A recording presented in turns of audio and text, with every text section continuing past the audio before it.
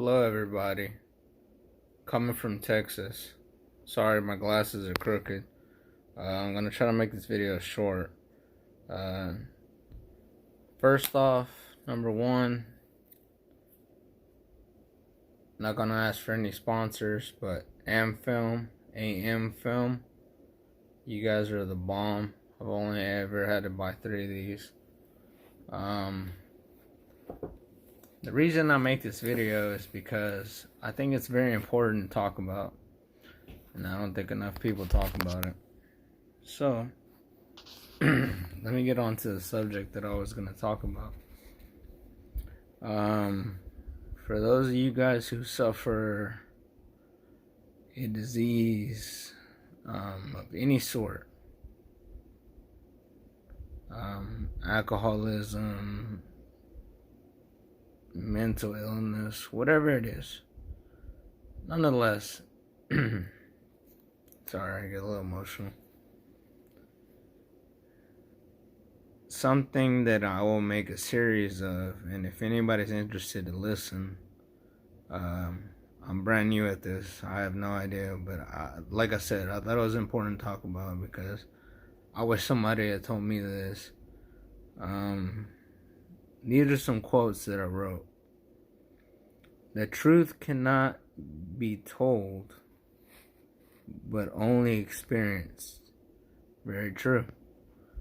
I can tell you how to mow your grass all day, but you're gonna mow it the way you mow it until you learn how to mow it the right way, or whatever way is most efficient.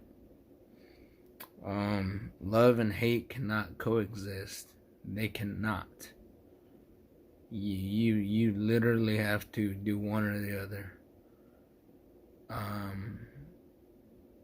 It's like throwing a rock and then not expecting the rock to be thrown back at you. Do not try to rationalize the steps. And what I mean by steps is I suffer from alcoholism. Just listen and do the footwork. Do it. I'm not gonna say it's easy, but it definitely is something that can be done. Sorry, I'm doing this in my room, so. Nothing changes if nothing changes. It starts with you. It does start with you. You gotta start wanting to want to be better for yourself. And I can't, I'll give you an example. I do stupid things all the time. I do things like, I'll put a glass of milk on the fridge, just so when I go to sit my butt down, I gotta get back up because I know I set a glass of milk on the fridge. Now, whether I drink it or not, it doesn't make any sense. Not to you, but to an alcoholic, it should make a lot of sense to you, because you know that when you start getting your mind empty, your mind starts to wander. And what happens is that my experience is that you start maybe not necessarily having cravings, because honestly I can't say I've had cravings, but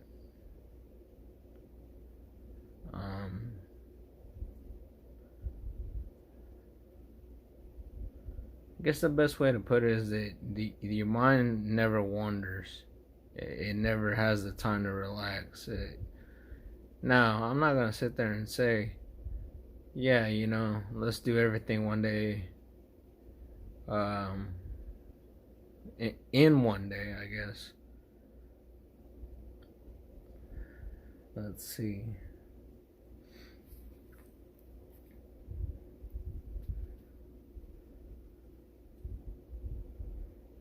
Don't let success fill your head, and don't let failure fill your heart. Now, with this one, sorry, I'm gross. I get emotional. With this one is that, hey man, you got 9 days sober, you got a year sober. That doesn't matter, dude. The point is, can you stay that way? Because the second that you do fail, you fail. And if you have a slip, don't kill yourself about it. You know what I mean? Ironically, I probably said it before, but my glasses got broken in rehab. Somebody who we were doing yoga and somebody stepped on them, and I thought, oh, this kid, man, he's barely 18 years old. I'm 27, by the way. And I was thinking, but luckily we did rehab at a place where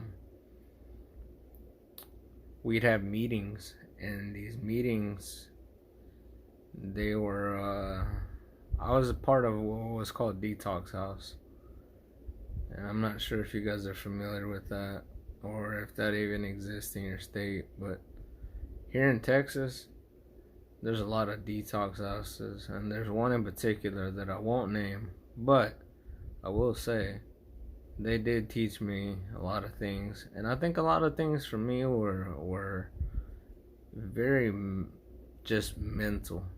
They weren't necessarily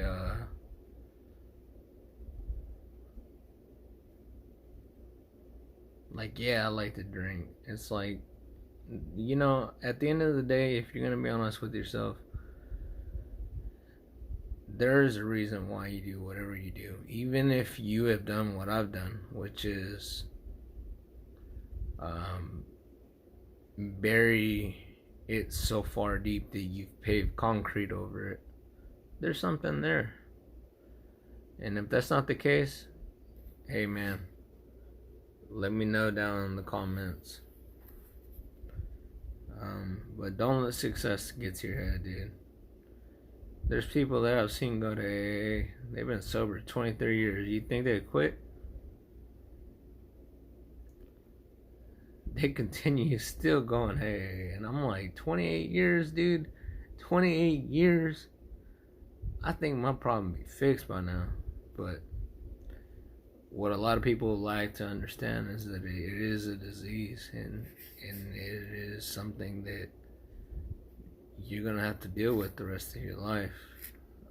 I mean, some people get lucky, don't get me wrong, but there are a lot of people out there that they have a slip here, you know, and a slip is considered maybe like I drink a beer 1 or 2 days here or there. And a relapse is just like, I don't care no more.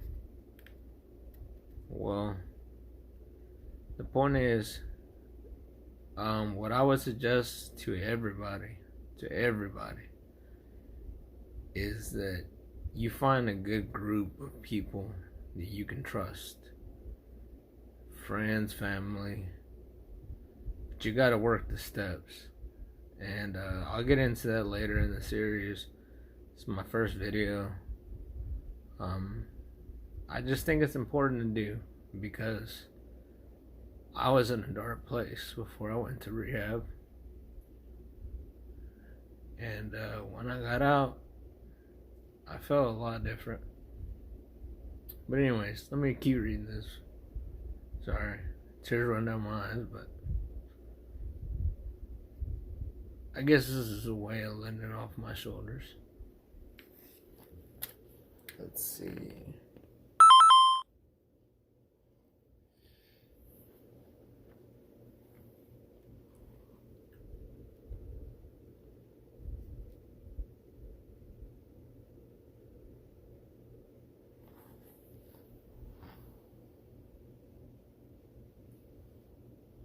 Sorry, it's like midnight here in Texas and I'm having trouble reading it. God, I look so bad. Hopefully, I'll be able to buy some equipment system at some point. But at this point, with this whole COVID thing going on, Man, the best I can do is wear a mask.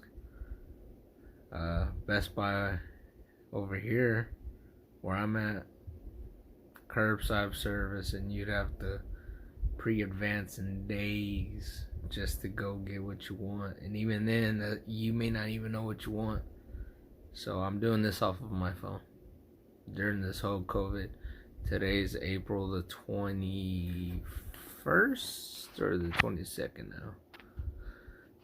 22nd. 22nd. Okay. Never fall into halt. What that means is hungry, angry, lonely, or tired. It's a high risk factor. And for those of you who are not aware of what a high risk factor is that when those things happen to you, they tend to hit you quick, and you start craving things. You start craving alcohol because you're hungry.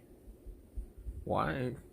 How many of you guys, and let's be serious, how many guys about there drinking because they're hungry?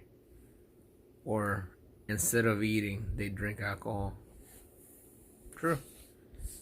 When you're pissed off, what do? You drink alcohol, man. You know what? And when you're lonely, if you're a home drinker like I was, hey man, that's all it takes. And when you're tired, oh, you know what? This beer could put me to sleep. So true. Very true. I'm gonna read part of my rehab, I guess philosophy in my writings. I can't really turn the camera, but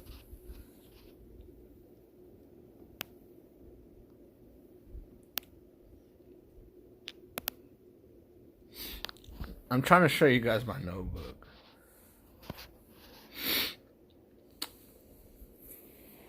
I wrote into this on March the 2nd of 2020. And I'm just going to read one chapter at a time. So that way these videos aren't super long. Because I already know this one's already hit 13 minutes. But, this is what I wrote for myself. I wrote March the 2nd of 2020. More of this headed negativity towards at the end of the day. My morning started off okay. I took my meds, because they give you meds when you go to detox. And we started good, and almost immediately, we're going to call her Lila, led the group. It would have been better and more cohesive altogether, but it was decent nonetheless. This is still me, sobering up. I'm going on Valiums, man. I'm barely coherent at this time. And for those of you who suffer severe alcoholism, they will give you Valiums for the most part if you go to detox. I said I finished group, but immediately went back to sleep. Once again, because of Valiums. I woke up to we're going to call him Bert. Okay. I woke up to Bert sliding the door saying, he's lacking. He's back here sleeping. And I wanted to go back to sleep because he opened the door. We all shared a room, and he opened the door on me. And I guess they were wondering where I was at, and they were like, he's back here sleeping. And I just thought, what butthole, because for me, I was like, Dude, you got here one day after me, and all of a sudden you think you're Mr. Big Britches, you know. This guy's from North Carolina, man. To me, I'm just thinking, oh, so you're country now, like you're good. Just wait till they give you the meds, because you're here for the same thing. And here, I'll give you a little personal background on Bert. He's from North Carolina. Here in the state of Texas, 3 DWIs, you'd be a felon. You'd be sitting behind prison bars. Now, he lucked out. North Carolina is 4. So he got sent here to sober up. Which, as far as I know, he's been doing very well, which I'm happy for him. But here in the state of Texas, he'd have no luck. So I just remember thinking, bro, you're here in the state of Texas, you're a felon. But anyways, I said I wanted to go back to sleep, but didn't, because I figured I needed to get up. So I needed to do it or not. And once again, the medication's hardcore, man. Or ma'ams.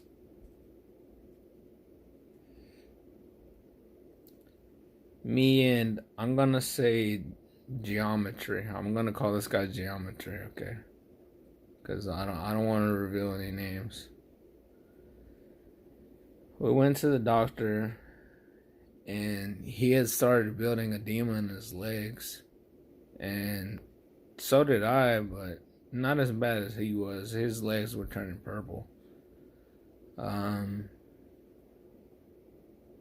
It's kind of rough to see, especially whenever, like, you look at somebody one way and you look at them like, well, this guy's an alcoholic. I'm like, yeah, but he's also a person too. And you know what? When he's not drinking, he's a cool dude. That's how I felt about Geometry here. And it appeared worse, and I knew that mine was going to be worse as far as my liver and health, because I've been drinking a long time. I'm 27 now. I started hardcore drinking maybe when I was 21, 22.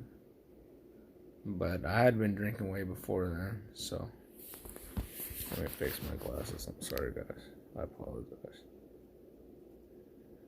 I hate it. But, I'd rather have my glasses broken than be another statistic, I guess. Sorry.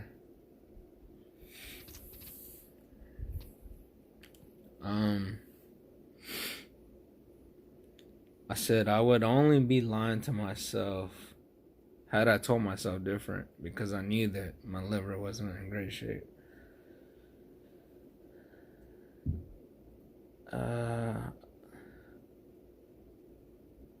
I told the truth whenever I told the doctor my past health issues, because I could only be lying to myself. And guys, for those of you who are out there sitting there saying nobody knows, people realize that kind of stuff, man. They do. Whether you want to believe it or not, they do.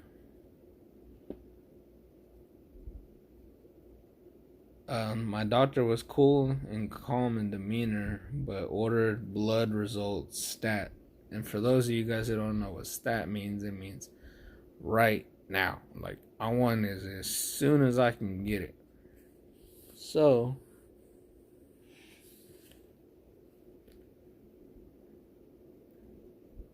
I didn't care too much for the girl that drew my blood. And for all those people out there that draw blood,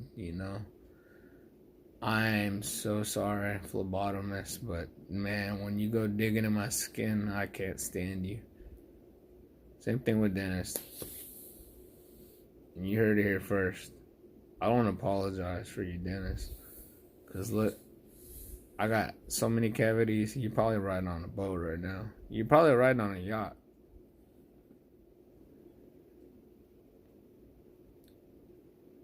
I'm pretty sure I knew her before. I think I've seen her before. But anyways, I'm gonna call her Ether.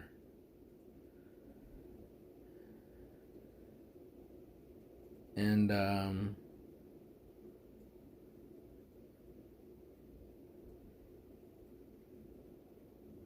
I developed some swelling when I got to detox house.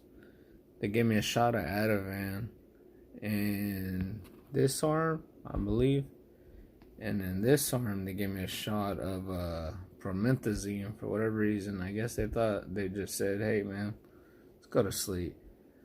Now, I'm not gonna hate on this place because I learned some things, but to be honest,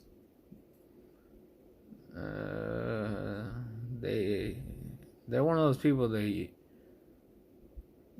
if you wanted to sue them, they might have a good legal team, but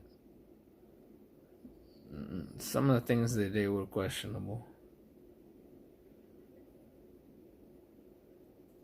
But I heard somewhere delicate for my male friends in my sleep. But the worst case being that I'll be hospitalized and getting a transfusion because my platelet counts were so low. My blood platelets were so low that they were thinking about giving me a blood transfusion, which luckily, even after drawing all the blood tests and all that, it only dropped 3 points. I'm not sure. I worked in the medical field for a long time. I'm not sure what is considered a good number. I believe it's like 40 maybe. But I had 27 and then it dropped to 24. So they ended up not giving me a transfusion, which for my religious friends, thank you. And for my non-religious friends, hey man, learn something from it.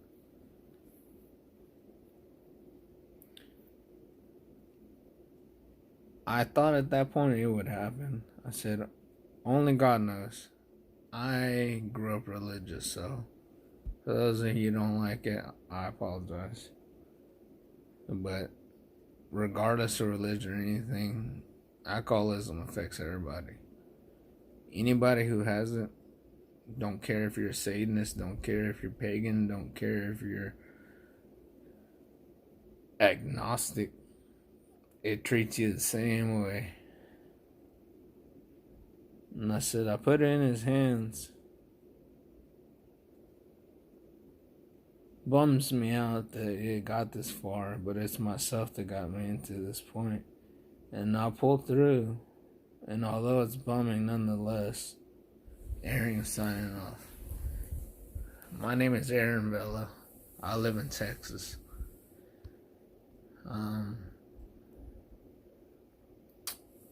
I decided to speak on this just because I wanted to share my story. I'm gonna try to create like maybe a series, and maybe not so much just this, but this is just me starting off. But I want to say first off, number one, I'm not looking to get sponsored by Amfilm. Like I said, I showed you the thing earlier. It's all busted up. Hey, but if you want to hit me up, hit me up. But two, hey guys, it's never too late to reach out for help. It might be difficult, but you gotta work your steps, man. And without going too much further, this is what I tell myself every day now. I said it once, and I said it over. Today is another good day to be sober. I said it once, and I said it fine.